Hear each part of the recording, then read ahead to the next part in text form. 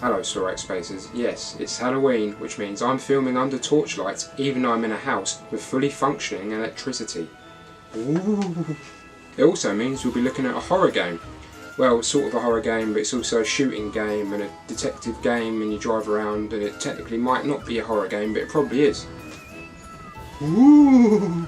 It's Deadly Premonition Origins on the Switch.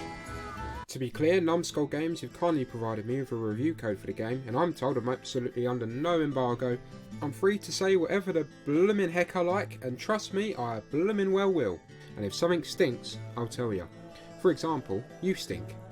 Oh, and the review is spoiler free as well, except the fact that you stink. Originally released in 2010 for the Xbox 360 and on the PS3, but only exclusively in Japan at the time. 9 years later, Deadly Premonition has been ported to the Switch with the new title Origins, and it's a mix of an open world game, a shooting game, a whodunit and a horror game all in one. You play as FBI agent Francis York Morgan, although everyone calls him York, in a town of Greenvale, where a young woman has been tied up to a tree's stalkers, and let's just say she wasn't moving much after that. Similar murders, all with red seeds found at the scene of the crime, have been going on in Greenvale, and you have to get to the bottom of it. Some bloke's going around murdering people in the night, and someone needs to tell him it just ain't on, pal. People are trying to sleep. Due to his attire, he's known as the Raincoat Killer, but his real identity is what you need to find out. The psychopath only goes around doing away with people when it's raining. But he wears a raincoat, he ain't crazy. Considering the killer's self-imposed criterion for his working conditions, if this game was set in England, I would not like the look of his holiday entitlement. York keeps talking to a bloke called Zach, who seemingly lives in his head, and everyone just lets him get on with it like it's normal or something. York gets premonitions by looking into his coffee cup, and by premonitions I mean clues helping him with the case, rather than the premonition of saliva-induced hepatitis you get from our local. He also loves a smoke, but he lights up at the most inappropriate times imaginable. Oh, my car's just turned over and I nearly died, now it's on fire. Guess I got time for a quick one. I see a woman has been brutally tortured to death. Didn't hear her object to me having a cheeky ciggy, did ya? You suddenly shift from being in a strange red place where two identical twins bunk off school in favour of screwing with your brain, to driving around a typical city finding clues, to then being in a nightmarish world shooting zombies. It's like they couldn't decide what type of game it should be, so just went with all of them. It sounds like a mess. It sort of is. But by combining lots of existing concepts into one crazy game, it's a unique mess, and one I love. So let's get the worst bit out of the way first. The gameplay.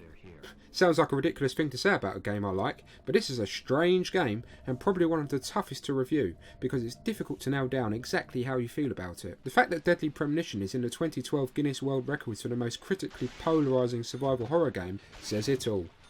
I've not just made it up, that's actually true. The shooting is not terrible by any stretch, but it's like Sorax in a tyre shop. Awkwardly stiff.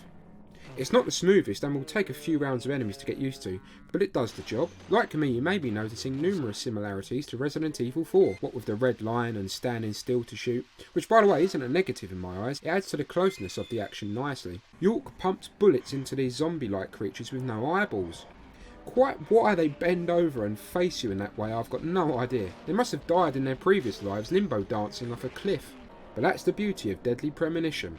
A lot of stuff that justifies explaining isn't. It does make you wonder, after you've gathered clues around a typical city trying to find out who the Raincoat Killer is, why are there zombies again? The single worst part of the game, I have to say, is the driving. It is really heavy. I invite you to imagine a drunk bloke steering a shopping trolley with lead in his gloves.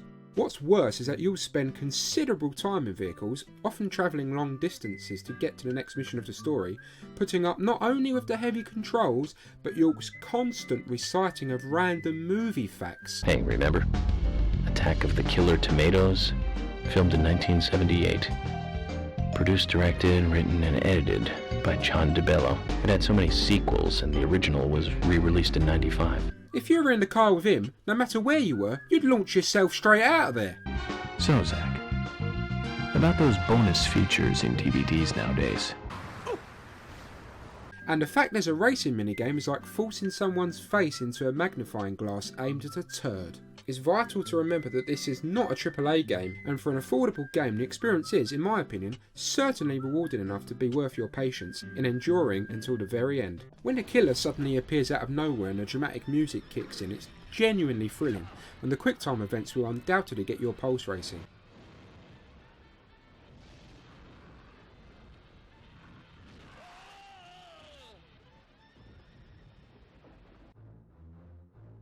Oh, investigation failure!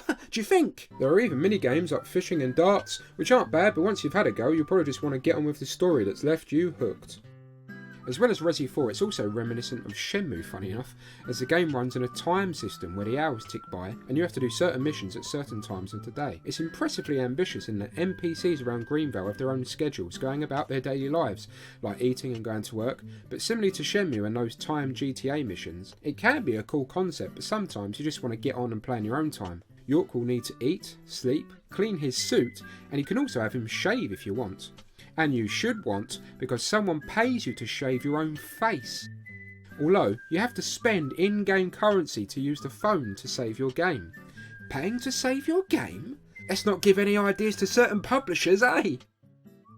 Graphically, it's a mixed bag. The open world sections look more PS2 than PS3. The shooting segments in the more confined areas look fine. It's a city that looks outdated, but again, it isn't a AAA game, and the ambition demonstrated and its charm shines strongly through the flaws. It's a really confusing game to review, almost like I would prefer it looked a little bit basic and a bit rough for some reason. Similar to having an inherent affection for the underdog. You know when I said if I think something stinks I'll tell you? Well, do I even need to point it out, Sorax Spaces? Yes, when you haven't given York a wash, flies fly around you, even in the cutscenes. But get this, hilariously, the car you enter even has flies orbiting it. Cue Bad Arnie impression. I think it's time for a car wash. You meet a bloke called Mr. Stewart who wears a gas mask all the time, probably because York hasn't had a bath for 6 months. And he whispers messages to his assistant who relays them for him, insisting on ending with "So says Mr. Stewart" every bloomin' time. When purple fog covers our town, we'll all wander in hell, I fret. So says Mr. Stewart. Information desires you, just as you desire information too. So says Mr. Stewart. So says Mr. Stewart, so says Mr. Stewart. I know, he's sitting right there, I can see him! Some of the imagery is truly horrific, like seriously messed up crime scenes and plot twists that will shock you no matter what you've seen. Whilst I won't ruin the story here, you'll stroll into some rooms not believing your eyes at the disturbing sights that will make you stare at your screen with a permanent WTF face. The game was designed and directed by Swery. No, not my uncle after a few bevies, but a developer called Swery, who is a founder of Access Games and previously worked on 1999's Tomb 2 for the PS1 and PS2 games like Extermination and Spy Fiction. The soundtrack is absolutely fantastic. The music really stands out as a key strength. All of the tunes are really catchy, they'll stay in your head long after you complete the game. I absolutely love this soundtrack. Now for DP's greatest strength, the story. The plot goes from weird to weirder, until it reaches a point where you can't believe how weird it's got. The game takes you through numerous twists and turns to keep you guessing. Just who is the Raincoat Killer? You'll be desperate to find out. Revelations will unravel that will leave you gobsmacked. The ending moments are some of the most eerie, grotesque, yet emotionally moving scenes you'll ever witness in a video game. I also really like the characters. York is a brilliant protagonist. His contact with Zack, who's a guy in his head, is intriguing right until the very end, and the other main leads have distinctive quirks that invest you heavily in Greenvale and its inhabitants. It's like a book you can't put down, even if it means you have to do a few chores to keep on reading. Deadly Premonition screams B-movie, and some have compared it to the movie The Room. It's got a very similar cult following. The negatives stem from attempting to expand beyond its limitations, which is why they're forgivable. It hasn't got the resources for what it's trying to achieve here, but it's giving it a ruddy good go. It's like the Rocky Balboa of video games, which is why I find it commendable, and don't believe it's deserving of a verbal punishment for its flaws when it's given its all and given me a great ride. And with the thoroughly enjoyable main story lasting around 20 hours, you'll get plenty of York for your buck. Overall, Deadly Premonition is an acquired taste. Over time I found myself becoming more and more engrossed in the story and the characters, and that's the muscular back that carries the game. After work each day, I couldn't wait to get home and play some more to find out the real identity of the Raincoat Killer. Some may use the word charming as a metaphorical sheet to throw over a mess, but Deadly Premonition's primitive nature really does have a unique charm to it. It's difficult to put your finger on. The game's appeal is all about the gripping nature of the story writing and the memorable characters. Deadly Premonition is a game you can't wait for your friend to also complete, so you can discuss their views on what the heck just happened, and attempt to rationalise its outlandish plot. DP Origins left a lasting impression on me that said, I'm really glad I played that.